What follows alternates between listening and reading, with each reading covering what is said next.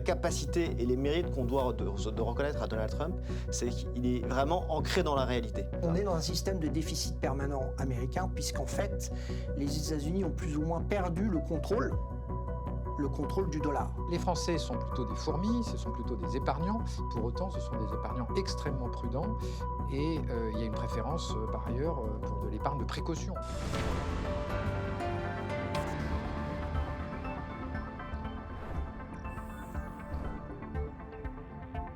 Bonjour à tous, je m'appelle Sébastien Lahaye, je suis économiste et entrepreneur et heureux de vous retrouver pour Econoclast, le nouveau programme économique de la plateforme de streaming de Frontières, Frontières Plus. Alors sur Econoclast, notre ambition, ça va être régulièrement, et je dirais un peu à rebours de ce qu'on fait sur les chaînes de télévision, notamment les chaînes d'information en continu, de s'attaquer à une thématique et vraiment de la traiter en détail, avec des invités qui sont experts de leur sujet, qui ne sont pas les blablateurs habituels que vous rencontrez là aussi dans les médias classiques. Et donc pendant 1 heure à peu près sur chaque thématique, je vous présenterai d'abord ma thèse, moi-même en tant qu'économiste sur le sujet, et puis ensuite nous débattrons pendant 45 minutes avec nos deux invités qui auront beaucoup plus de temps d'ailleurs pour répondre à ces questions et exposer leur thèse que dans les médias traditionnels. Et vers la fin de l'émission, en conclusion, je laisserai une carte blanche à mes invités pour leur permettre d'aborder un angle particulier sur la thématique que nous n'avons pas eu le temps de traiter ou peut-être un point de vue un peu plus original. Donald Trump, il a besoin de réaméricaniser le dollar, il a besoin d'un dollar faible, pas tant comme on l'entend souvent en France, parce que le but de la politique de tarifs, ça serait comme ça d'empêcher des produits d'arriver aux États-Unis, de priver les Américains d'un certain nombre de produits dans leur vie de tous les jours, mais parce qu'il a besoin à nouveau d'exporter pour équilibrer la balance commerciale. Et il a besoin de le faire, d'avoir ce dollar faible, tout en maintenant ce qu'on appelle le privilège exorbitant du dollar et un peu l'exceptionnalisme américain. Et pour ça, il a deux leviers qu'il est en train d'utiliser. C'est un peu la seconde étape pour moi après la politique des tarifs. C'est d'abord, encore une fois, on ne comprend pas la politique des tarifs si on n'analyse pas toute la politique économique américaine. Et comme les tarifs, on en parlera, il y a toujours un risque que ça soit un peu inflationniste, mais à l'inverse, toute la politique économique de Donald Trump et de son équipe est au contraire déflationniste. C'est la politique sur l'énergie, on va forer, gaz naturel, etc. C'est la dérégulation dans tous les secteurs, le secteur financier en particulier, et pas uniquement l'énergie. C'est la technologie, avec l'avancée dans l'IA aussi, qui est déflationniste. Et puis, c'est une politique pour attirer un maximum de capitaux aux États-Unis. Le second levier, ce sont justement ces tarifs, parce que ce dont on s'aperçoit, on en reparlera avec mes invités, c'est que en fait, les tarifs permettent de lancer des négociations. Il y a une négociation avec une vingtaine d'États à l'heure actuelle, y compris d'ailleurs les Chinois. Et en fait, on se dirige vers une nouvelle normale où finalement les tarifs ils vont être à peu près entre aux États-Unis de 10%, sauf pour les Chinois où ça serait 30%. Mais on en reparlera, il y a beaucoup d'exemptions. Et donc oui, on a un peu plus de tarifs que ce que c'était le cas au début de l'année, mais pas tant que ça finalement quand on compare avec ce qui était annoncé lors de l'élection de Donald Trump. On ne peut pas dire qu'on a basculé dans un monde complètement protectionniste. La capacité et les mérites qu'on doit de reconnaître à Donald Trump, c'est qu'il est vraiment ancré dans la réalité.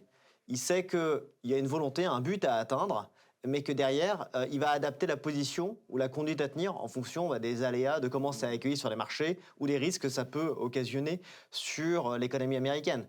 Ce qui est important de noter aussi, c'est qu'il est dans un deuxième mandat. Il ne va pas embriguer un troisième, même s'il peut troller par moment, mais c'est-à-dire qu'il est prêt à mettre en place ces mesures qui sont audacieuses, qui sont risquées parce qu'il ne cherche pas une réélection.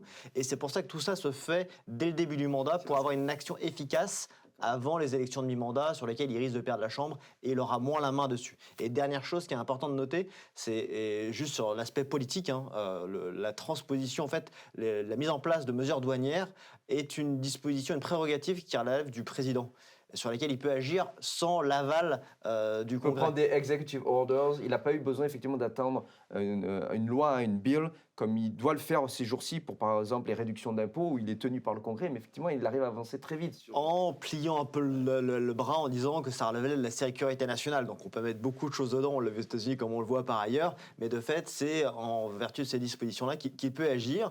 Et on rappelle qu'au-delà d'un changement de paradigme que vous avez évoqué, il y a surtout cette volonté, on dit en anglais, du level the field, d'aplanir le terrain, de faire en sorte que ça soit non seulement un marché, mais un marché libre, mais un marché qui soit aussi juste, dans lequel il n'y ait pas de mesures protectionnistes qui viennent défavoriser les exportations américaines notamment.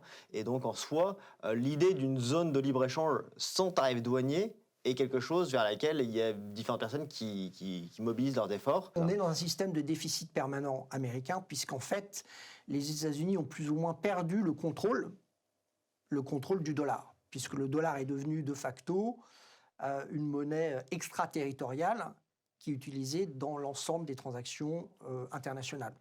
Et aujourd'hui, la question qui se pose, c'est comment peut-on effectivement rattraper d'une certaine façon cette situation de déséquilibre permanent. D'accord, donc c'est une sorte de renationalisation, moi j'appelais ça la réaméricanisation du dollar pour reprendre pour eux, hein, du point de vue américain, là on ne parle pas du point de vue européen, reprendre le contrôle de leur destinée en fait. À la fois reprendre le contrôle d'une destinée, mais c'est également une étape extrêmement volatile pour rebasculer sur un monde qui va devenir davantage multipolaire, où peut-être effectivement on parle de dédollarisation. De certaines zones, bien sûr. De certaines zones qui est effective. C'est déjà le cas. Ouais. Dans les faits. Mais effectivement, on va rentrer dans une ère où le dollar aura certes encore un poids considérable, mais probablement beaucoup moindre qu'il ne l'a été dans les décennies précédentes.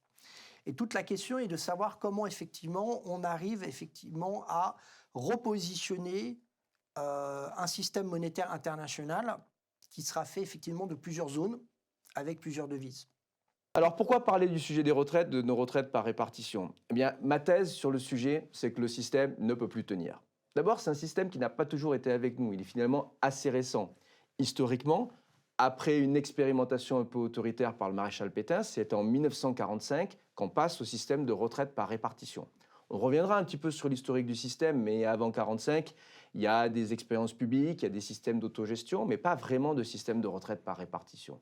Et il faut en fait une vingtaine d'années pour que le système monte en puissance. Donc on peut véritablement dire que la répartition en France, pleine pour tout le monde, elle date des années 1960, 1965. Et à l'époque, il y a 4 chiffres qu'il faut garder en tête qui expliquent pourquoi ce système-là, ça marche. Pourquoi finalement c'était la bonne solution pour la France et pourquoi ça ne l'est plus. Le premier chiffre, c'est qu'à l'époque, vous avez en moyenne 4 actifs, 4 personnes qui cotisent pour un retraité. Vous avez aussi, dans les années 60, une croissance économique à 3%. C'est un très important avantage, bien évidemment, pour le financement des retraites. Vous avez un âge de départ à la retraite qui a été fixé à l'époque à 65 ans et une espérance de vie dans les années 60 qui est environ de 75 ans. Si vous faites 60 ans de plus, que vous arrivez aux années 2020, ces chiffres-là sont complètement différents. Au lieu d'avoir 4 cotisants pour un retraité, vous avez en moyenne, statistiquement, 1,7 actifs, 1,7 cotisants pour un retraité. La croissance économique moyenne en France, péniblement 1%. L'âge de départ à la retraite, qui était au départ de 65 ans, Mitterrand a fait l'erreur de la mettre à 60 ans, et péniblement, nous essayons de remonter l'âge de départ à la retraite. Vous avez une réforme Fillon qui l'amène à 62 ans, réforme Borne qui l'amène à 64 ans, mais il nous a fallu plusieurs années et plusieurs réformes des retraites pour simplement revenir à la situation des années 60. Et puis, bien évidemment, l'espérance de vie. On est aujourd'hui en 82, 83 ans. C'est ce qui explique que le système ne peut plus tenir.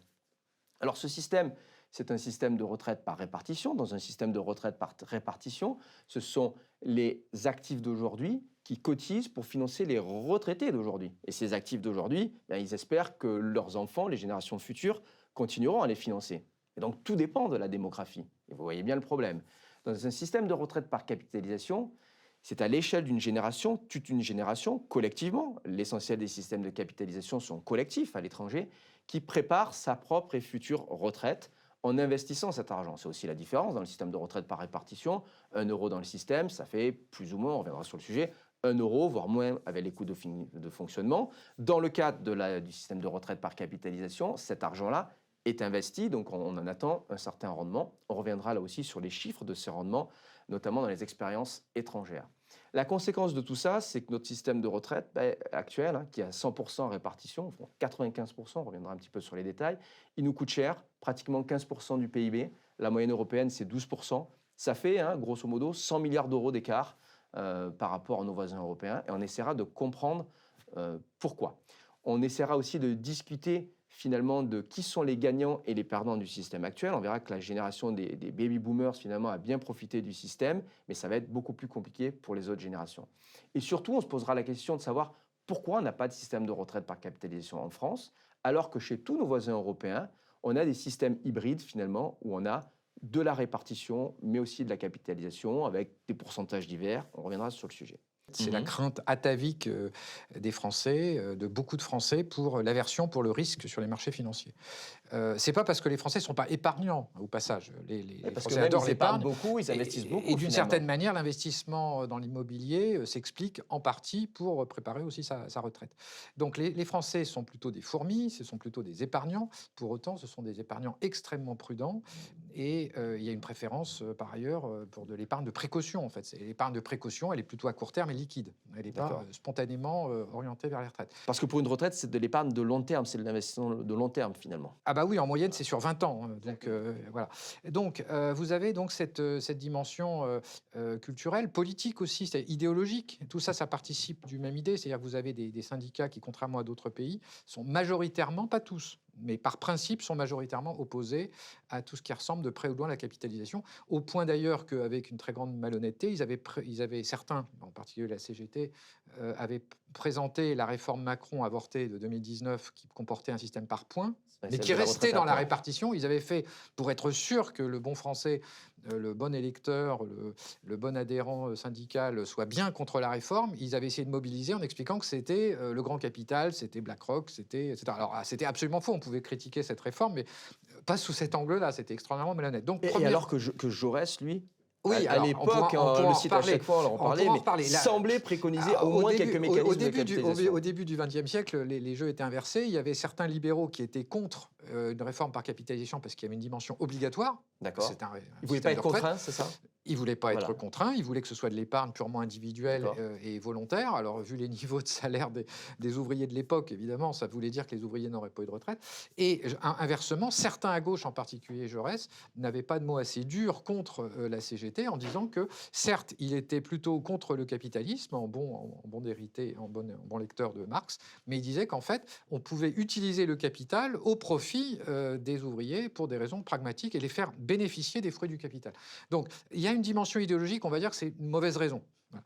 Puis, il y a une bonne raison qui est technique, c'est que mettre en place de la capitalisation, même quand on y est favorable, idéologiquement, politiquement, pour des raisons économiques, on y reviendra, eh bien, c'est techniquement très difficile parce qu'on ne part pas de zéro.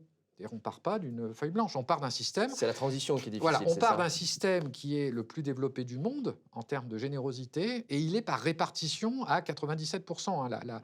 La capitalisation en France, c'est à peu près 3% des prestations versées. Donc elle n'existe en fait sur une assez grande échelle, et encore dans la fonction publique sur les primes, puis dans quelques régimes spéciaux comme la Banque de France, les sénateurs, etc. Mais...